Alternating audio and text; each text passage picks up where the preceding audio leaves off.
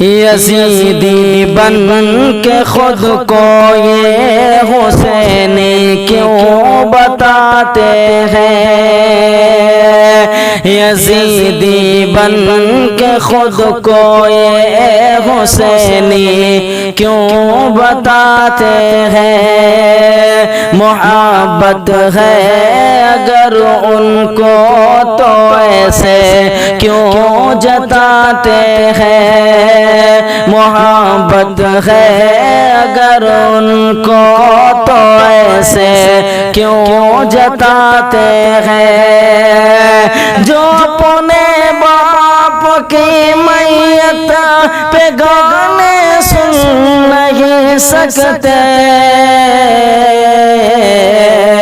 नवासे की शहादत पे वो ढोलक क्यों बजाते हैं।